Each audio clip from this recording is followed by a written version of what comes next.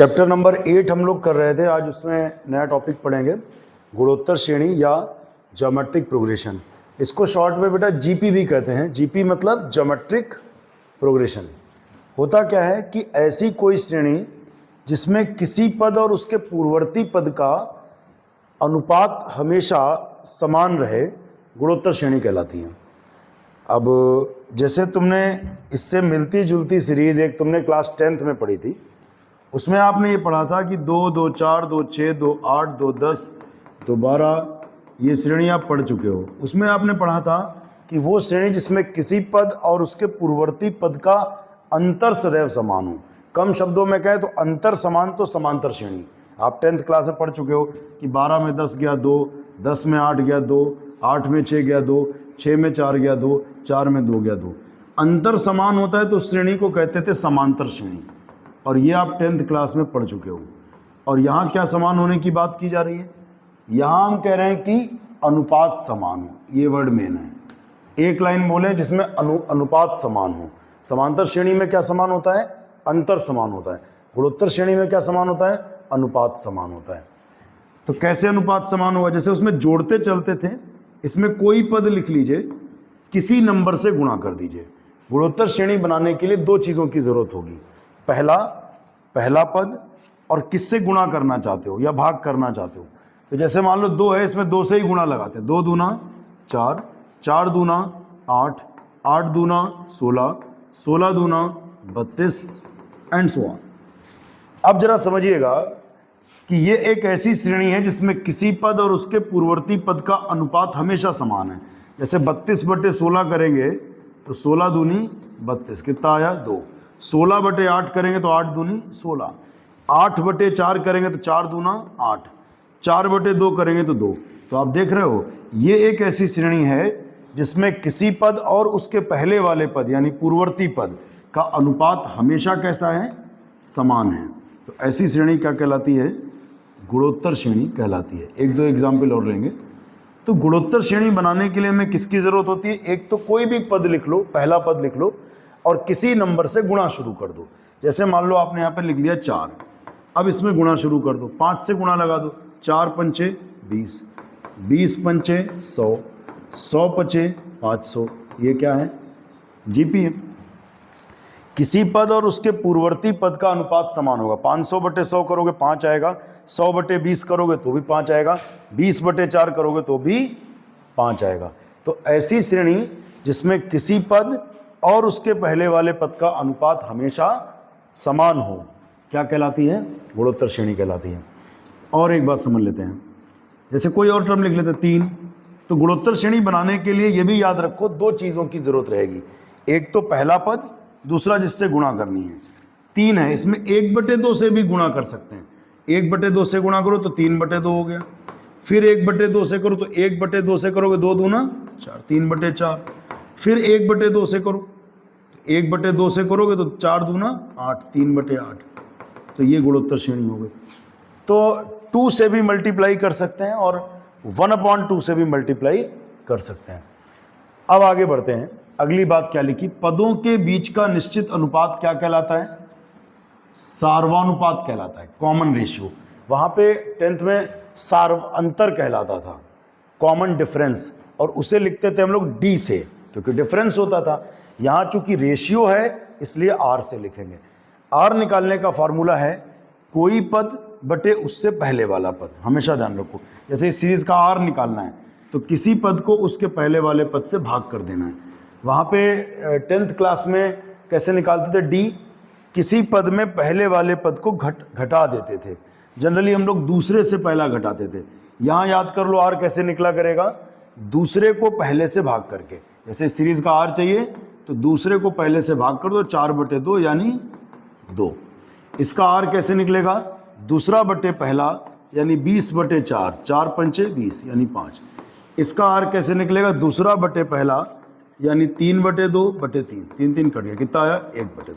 यानी इसमें 2 से गुणा हो रही है, इसमें 5 से हो रही है, इसमें 1/2 से हो रही है। तो आर कैसे निकलता है? याद कर लो, कोई पद बटे उसके पहले वाला पद या दूसरा पद बटे पहला पद, तो ये आर निकल आएगा। तो ये इसके कुछ एग्जाम्पल हैं जो आप नोट कर सकते हैं। इसके बाद अगले पॉइंट पर आएंगे हम लोग। तो गुणोत्तर श्रेणी आपने पढ़ ली, उसका आर निकालना सीख लिया। इसके बाद एक जनरल सीरीज बनाते हैं गुणोत्तर श्रेणी का nवां पद हम लोग फाइंड करेंगे। तो यहाँ लिखेंगे गुणोत्तर श्रेणी का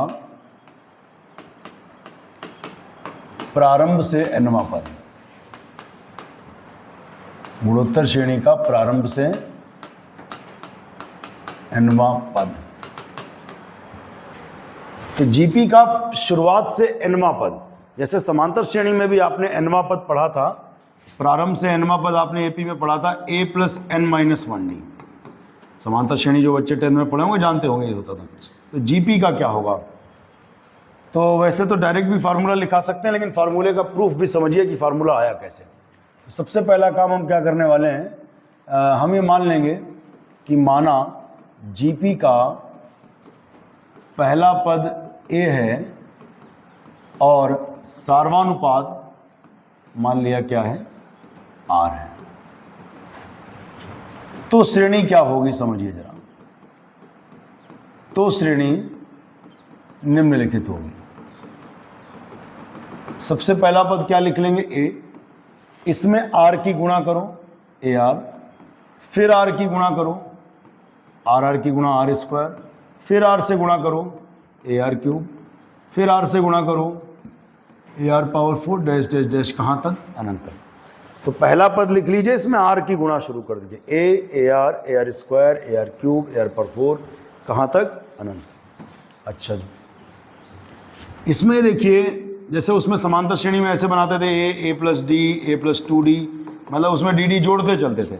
इसमें r से गुणा करते हैं। ये पहला पद क्या है देखना होगा। इसका फर्स्ट टर्म अगर देखें तो a है, सेकंड टर्म क्या है ar, थर्ड टर्म क्या है ar², फोर्थ टर्म क्या है ar³, फिफ्थ टर्म क्या है ar⁴। ये a1 है, a1 माने पहला पद, ये दूसरा पद, ये तीसरा पद, ये चौथा पद, ये पांचवा पद। बट हमको चाहिए कौन सा पद, nवां पद। nवां पद हमें चाहिए। एक फार्मूला बनाना चाहते हैं, इसे याद कर लेना। तो ये एक बात समझो, इनको ध्यान से पहले ऑब्जर्व करो क्या चल रहा है। आपने देखा पांचवें पद तक पहुंचने के लिए r की गुणा 4 बार होगी। आप देखो पहला, दूसरा, तीसरा, चौथा, पांचवा, पांचवें पद तक पहुंचने के लिए r की गुणा 5 बार नहीं हुई है। कितनी बार हुई है, 4 बार, क्योंकि एक तो पद a था ही और 4 बार गुणा करेंगे तो 4 पद वो बनेंगे, एक पद ये, कितना हो जाएगा 5। यानी पांचवें पद तक पहुंचने के लिए r की गुणा केवल 4 बार हुई है। इससे समझ में आया, एक कम बार गुणा करनी है। चौथे पद तक पहुंचने के लिए r की गुणा केवल कितनी बार हुई है, 3 बार, क्योंकि 3 बार r से गुणा करेंगे और एक पद ये, तो चौथे पद तक आ जाएंगे। तो इससे समझ में आ रहा है कि हर पद में r की घात पद की संख्या से एक कम है। पांचवें में 4 है, चौथे में 3, तीसरे में 2, दूसरे में 1, पहले में 0 है। r की घात 0 1 होता है। जैसे अगर आपसे पूछे 10वां पद, तो तुरंत आप कहोगे ar की घात 9, 10 में से 1 गया 9, क्योंकि 10वें पद तक पहुंचने के लिए r से 10 बार गुणा नहीं करनी होती, केवल 9 बार करनी होती। 9 बार करेंगे 9 पद वो हो जाएंगे। एक तो शुरू में a था ही, तो 10वें पद तक आ जाएंगे। कोई पूछे कि 15वां पद क्या होगा, तो जवाब आएगा ar की घात 14, 15 में से 1 घटेगा तो 14। अगर पूछे कि 20वां पद क्या होगा, तो जवाब आएगा 20 में से 1 घटाओ 19। बात समझ में आ रही है। अब हमें जैसे nवां पद चाहिए, हम देख रहे हैं हर पद में r की घात पद की संख्या से एक कम है। 5 में से 1 घटा 4, 4 में 1 घटा 3, 3 में 1 घटा 2। तो जब भैया 1 घट ही रहा है तो n में से भी 1 घटा ही दो, ar की पावर n-1। ये याद कर लीजिए। 5 में से 1 घट गया 4, 4 में से 1 घट गया 3, तो n में से 1 घट गया तो n-1। तो जीपी का शुरुआत से nवां पद याद कर लीजिए। क्या फॉर्मूला होता है, an बराबर ar की पावर n-1। पेपर में ये फार्मूला प्रूफ के लिए नहीं आएगा, बट तुम्हें याद होना चाहिए। हमने बता दिया बना कैसे। कम पढ़ना चाहते हैं तो केवल ये फार्मूला याद कर लीजिए, काम चलता रहेगा। प्रारंभ से nवां पद ar की पावर n-1। इसके बाद एक और देखिए, एक और फार्मूला हम लोग बनाते हैं, जीपी का अंत से nवां पद, जीपी का अंत से nवां पद। अभी हमने आपको पढ़ाया शुरुआत से nवां पद, अब अंत से nवां पद। जैसे समांतर श्रेणी में भी तुमने अंत से nवां पद पढ़ा होगा। समांतर श्रेणी में अंत से nवें पद का सूत्र याद होगा, अगर 10th पढ़े हो, L minus N minus 1D होता था। ऐसे जीपी में ही बनाएंगे। इसके लिए कुछ चीज़ें हम पहले मान लेते हैं। सबसे पहले माना जीपी का पहला पद हमने मान लिया A है, और पहला पद A है, सर्वानुपात क्या है, R है, और अंतिम पद क्या है बेटा, अंतिम पद को हम लोग एपी में भी L से लिखते थे और यहाँ भी L से लिखेंगे। पहला पद A मान लिया, सर्वानुपात R मान लिया, अंतिम पद हमने L मान लिया। अब समझिएगा, पहला पद A है, इसमें R की गुणा करो बेटा, AR, फिर R से गुणा करो, AR स्क्वायर, फिर R से गुणा करना, करते रहना करते रहना करते रहना। ये बताओ सबसे लास्ट पद कौन सा आ रहा है, L। अब यहाँ खास बात समझना, चूंकि हमें पद चाहिए अंत से। पिछली बार क्या था, पिछली बार हमें प्रारंभ से चाहिए था, वो ज़्यादा आसान बात थी। अब हमें चाहिए अंत से। तो अंत से कैसे निकालोगे, अंत से का मतलब उधर से nवां पद चाहिए। तो यानी सीरीज को उल्टा चलाना पड़ेगा, उधर से सीरीज कैसे बढ़े इधर। तो पहले उसके लिए एक बात समझो, जैसे सीरीज बना रहे हैं, 2 दूना 4, 4 दूना 8, 8 दूना, यहीं से इसे सीधा और उल्टा रन करा के सोचो। जिस नंबर से इधर से गुणा हो रही है, अगर उल्टा देखो तो उधर से उस नंबर से भाग हो रहा है। अगर यहाँ से वहाँ तक जाने में आप देखें, जिस नंबर से गुणा हो रही है, उल्टा चलने पर उसी नंबर से भाग हो रहा है। देखो 2 दूना 4, 4 दूना 8, 8 दूना 16, लेकिन उल्टा चलोगे तो हम देख रहे हैं जिस नंबर से गुणा हो रहा है उसी नंबर से भाग हो रहा है। 16 में 2 से भाग करो 8, 8 में 2 से भाग करो 4, 4 में 2 से भाग करो 2। तो जिस नंबर से गुणा होगी उल्टा चलेंगे तो उसी नंबर से, भाई गुणा का उल्टा होता ही भाग है। तो अगर मान लिया इसको बढ़ाते बढ़ाते बढ़ाते बढ़ाते हम 1024 तक लिख दें, तो ये बताओ 1024 से जस्ट पहले कौन सा नंबर होगा। ये बताने के लिए ध्यान देना कि जिस नंबर से गुणा हो रही थी उसी नंबर से भाग होगा। अगर 2 से गुणा हो रही है तो 2 से भाग होगा। तो इससे जस्ट पहले क्या होगा, 2 पंचे 10, 2 1 कम 2, 2 दूना 4। इससे जस्ट पहले क्या होगा, फिर 2 से भाग करना पड़ेगा, फिर 2 से भाग करना पड़ेगा। तो ये आज से याद कर लो कि जीपी में इधर से जिस नंबर से गुणा होगी, उल्टा चलने पर उसी नंबर से भाग होगा। अगर इधर से 2 2 से गुणा होगी तो उधर से 2 2 से भाग होगा। अगर 3 से गुणा हो रही है कहीं तो उधर 3 से भाग होगा। अगर 4 से इधर से गुणा चल रही है तो उधर 4 से भाग होगा। अब सोचो इसमें गुणा किससे चल रही है, तो जवाब है R से। अगर इधर R से गुणा चल रही है तो उधर से R से भाग चलेगा। तो इसमें R से भाग करेंगे L में तो क्या हो जाएगा, L अपॉन R। भाई इधर से R से गुणा हुई तो इधर से R से भाग होगा, L अपॉन R। इससे पहले भी R से भाग करें, R की गुणा R स्क्वायर, फिर R से भाग करें तो क्या होगा, L अपॉन R क्यूब, फिर R से भाग करें L अपॉन R की पावर 4। ये सीरीज को उल्टा चलाना सिखा रहे हैं आपको। तो आज से याद कर लो कि जिस नंबर से इधर से गुणा होती है, उल्टा चलने पर उसी नंबर से भाग होता है। इधर से R से गुणा हो रही थी, उधर से R से भाग शुरू हो गया। अब हम क्या करेंगे, अंत से पहला पद,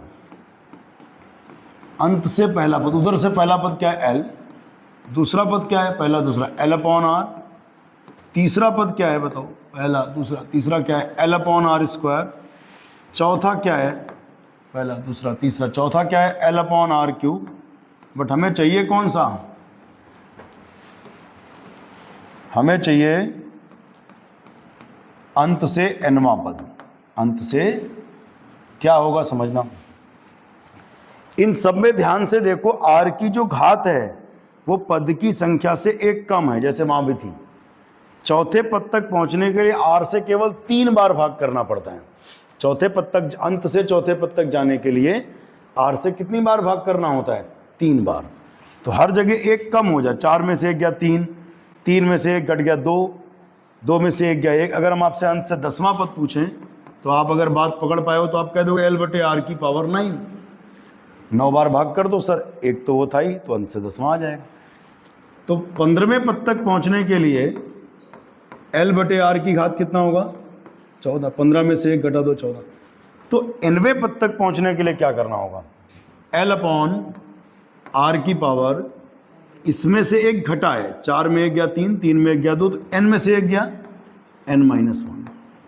आज पहले हम लोग इसका कॉन्सेप्ट अच्छे से पढ़ लें जीपी का, फिर सवाल भी पढ़ेंगे। तो ये एक फार्मूला बन गया, ये है काम की बात। ये सब ज्ञान की बातें चल रही हैं।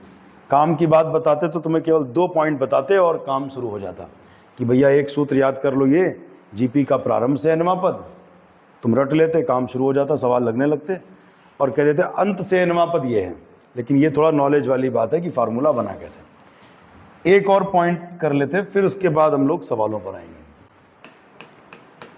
अगर कभी 3 पद जीपी में हो,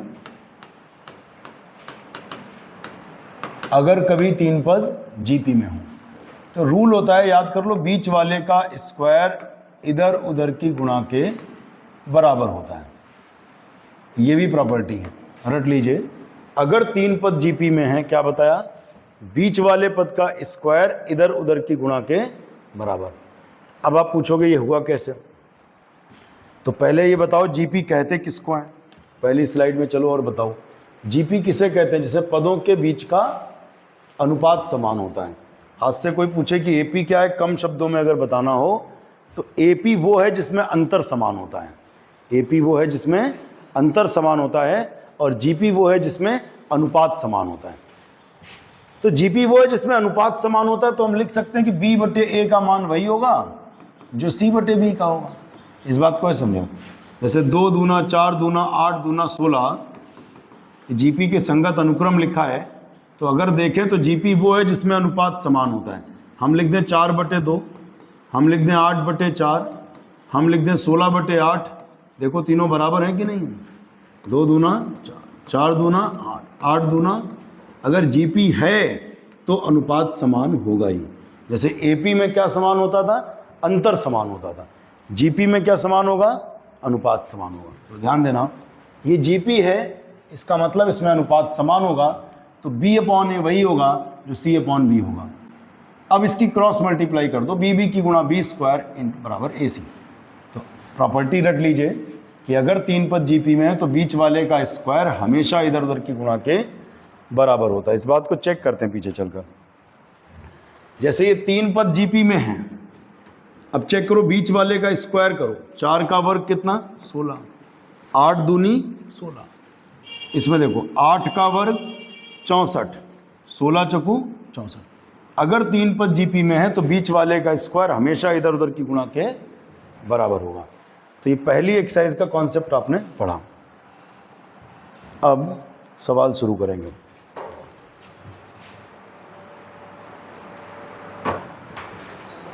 एट बी हम लोग स्टार्ट करेंगे। पहले क्वेश्चन में ये पूछा गया कि निम्नलिखित अनुक्रमों में कौन से गुणोत्तर श्रेणी में है। पूछा गया है कि ये जीपी है कि नहीं है, गुणोत्तर श्रेणी है कि नहीं है। तो कैसे चेक करोगे? जीपी किसे कहते हैं पहले ये याद करो। जीपी वो होती है जिसमें अनुपात समान होता है। जीपी वो होती है जिसमें अनुपात समान होता है। इसमें अनुपात निकालो और देखो बराबर है कि नहीं है। A2/A1 दूसरा बटे पहला, यानी 10/5, 5 दूना 10। फिर तीसरा बटे दूसरा करो, पहला दूसरा तीसरा। तीसरा क्या है? 20। दूसरा क्या है? 10। 10 दूना 20। अब दूसरे को पहले से कर लिया, तीसरे को दूसरे से, चौथे को तीसरे से करेंगे। चौथे को तीसरे से 40/20। और आप जानते हो 20 का 2 गुना 40। तो यहाँ हमने देखा पदों के बीच का अनुपात समान है, तो यही बात लिख देंगे। चूंकि पदों के बीच का अनुपात समान है, यही तो परिभाषा थी। क्योंकि किसी पद और उसके पूर्ववर्ती पद का अनुपात सदैव समान है, इसलिए जीपी है। अगर ये अनुपात समान नहीं होगा तो लिख देंगे जीपी नहीं है। एक और पार्ट करते हैं इसमें, ये भी पूछा गया जीपी है या नहीं है, तो चलो दूसरे को पहले से भाग करते हैं। 1/3/1/2, 1/3/1, ये 2 पलट के ऊपर जाएगा, 2 1 कम 2/3। अब तीसरे को दूसरे से भाग करो, तीसरे को दूसरे से 1/5/1/3, 3 ऊपर जाएगा, 3 1 कम 3/5। क्या ये बराबर आया? जवाब है। तो अगला चेक ही नहीं करेंगे, हम कहते हैं अगला बराबर आ भी गया तो क्या फ़ायदा। हमें देखना है कि अनुपात बराबर है कि नहीं है, यहीं पर क्लियर हो गया। इसका अनुपात अलग, इसका अनुपात अलग, तो इसका मतलब ये जीपी नहीं है। तो लिखेंगे चूंकि क्रमागत पदों के, लिख देना क्रमागत पदों के बीच का अनुपात समान नहीं है, इसलिए जीपी नहीं है। या और बेहतर लिखें तो लिखिएगा किसी पद और उसके पूर्ववर्ती पद, जैसे परिभाषा में था, किसी पद और उसके पूर्ववर्ती पद के बीच का अनुपात सदैव समान नहीं है, इसलिए ये जीपी नहीं है। अगला क्वेश्चन देखिए क्या है। नेक्स्ट क्वेश्चन नंबर 2 में बेटा इसमें जीपी ज्ञात करने को कहा गया और इसमें पहला पद दिया है और सर्वानुपात दिया है। हमसे कहा गया कि श्रेणी ज्ञात करो। श्रेणी निम्नलिखित होगी। बेटा श्रेणी निकालने के लिए 2 ही चीज़ों की ज़रूरत भी होती है। किसकी किसकी? एक पहले पद की और सर्वानुपात की। पहला पद जिसे पहले लिख लो और सर्वानुपात जो होता है उससे गुणा कर दो। इसमें 1/3 की गुणा करो, 1/3 से गुणा करो, 3 3 कट जाएगा तो 1, फिर 1/3 से गुणा करो, 1 1 कम 1/3, फिर गुणा करो 1 1 कम 1 और 3 3 9, फिर गुणा करो 1 × 1 1 और 9 3 27। इतने ज़्यादा करने भी नहीं थे, 2-3 पद लिख दो, उसके बाद आगे डैश डैश डैश। तो श्रेणी कैसे बनती है? श्रेणी बनने के लिए क्या ज़रूरत होता है? 2 बातें, एक तो पहला पद, दूसरा जिससे गुणा करनी है उससे गुणा करने लग जाओ। यहाँ देखो पहला पद श्रेणी निम्नलिखित होगी, लिख देना। पहला पद क्या है? √2। इसमें इससे गुणा करो तो √2 की गुणा अगर 1/√2 से कर दोगे तो कट जाएगा, यानी आएगा 1। फिर गुणा कर दो 1 × 1/√2 तो 1/√2। फिर इसकी गुणा कर दो 1 × 1 1, √2 की गुणा 2। फिर गुणा करो 1 × 1 1, 2√2। और ये कहाँ तक? अनंत तक। इसमें देखो पहला पद क्या है? a+b। इसमें जो r है इससे गुणा करो, a+b × a+b, ये हो जाएगा a+b का होल स्क्वायर। फिर इसमें a+b की गुणा करो तो a+b का होल क्यूब। सीधी बात याद रखो, जो पहला पद होगा, इसे कैपिटल ए इसलिए लिख लिया क्योंकि स्मॉल ए सवाल में दिया है। पहला पद हमेशा पहले लिख लो, जो r की वैल्यू है उससे गुणा शुरू कर दो। इसमें a+b से गुणा हुई, फिर a+b से हुई, फिर a+b से हुई, और ये अनंत तक चलता जाएगा। इसके बाद आ जाओ आप तीसरे प्रश्न पर। इसमें कहा गया एक सीरीज दी गई है और ये बोला गया कि इस सीरीज का नवां पद ज्ञात करना है। इस सीरीज का नवां पद। सबसे पहले आप a बताओ। a माने होता है पहला पद। पहला पद क्या है इसमें? 1। फिर r निकालो। r कैसे निकलता? याद कर लो, दूसरा बटे पहला। वैसे हमने तो लिखाया है कि किसी पद को पहले से भाग करो, ये भी ठीक है। आप 81/27 करोगे तब भी 3 ही आएगा, या 27/9 करोगे तब भी 3 आएगा, 9/3 करोगे तब भी 3 आएगा। लेकिन याद कर लो, बेहतर बात दूसरे को पहले से भाग करना है। दूसरे को पहले से 3/1 मतलब 3। n का मान क्या है? 9। वैसे तो नवा पद डायरेक्ट भी तुम्हें याद होना चाहिए, ar⁸ जिस हिसाब से हमने पढ़ाया है। नवा पद तो 9 में से 1 जाएगा 8। फार्मूले समझना चाहते हो तो फार्मूला ये था, an = ar⁴n-1। इसमें अगर n का मान 9 रख दें तो 9 में से 1 घटेगा तो कितना बचेगा? 8। a का मान रखिए, a की वैल्यू 1, आर की वैल्यू 3, 1 से गुणा होगी तो भाई 3 की घात 8। वैसे 3 को 8 बार गुणा करो तो शायद 65-61 आएगा, करके देख लेना एक बार। 3 को 8 बार गुणा कराना, 3 तिया 9, तिया 27, तिया 81, तिया 243, तिया 729, फिर 3 से गुणा, फिर 3 से गुणा, 2187 आएगा, फिर 65-61 आ जाएगा। ये आंसर हो जाएगा। एक और इस क्वेश्चन का पार्ट देखेंगे, बाकी पार्ट इसके आप ट्राई करोगे खुद से, कोई नहीं लगेगा तो बताओगे हमें। इस सीरीज का 19वां पद चाहिए, तो पहला पद क्या है बताओ जरा। पहला पद है √3। पहला पद क्या है? √3। आर कैसे निकलता है? दूसरा पद बटे पहला पद, तो 1/√3 दूसरा बटे पहला, पहला क्या है? √3। अच्छा बटे में यहाँ कुछ नहीं है तो क्या होता है? एक ऊपर जाएगा, एक कम, एक। अच्छा √3 की गुणा 3 होती है, √3 की गुणा 3 होती है। एन का मान कितना है बेटा? 19। 19वां पद हमें निकालना है। याद कर लो 19वां पद होता है AR की घात 18। 19 में 1 घटा दो, 18। फार्मूले समझना चाहते हो तो फार्मूला ये होता है बेटा, इसे भी याद रखो। n का मान 19 रखो, 19 में 1 जाएगा तो 18। a का मान कितना? √3। r की वैल्यू कितनी? r की वैल्यू है 1/3। पावर कितनी? 18। ऐसे ही छोड़ दो, किताब में भी ऐसे ही दिया है, क्योंकि अब 18 बार गुणा करना बहुत लंबा काम हो जाएगा, टाइम टेकिंग होगा। आप इसे ऐसे ही छोड़ दें। बहुत बड़ी संख्या आएगी तो आप ऐसे ही छोड़ेंगे।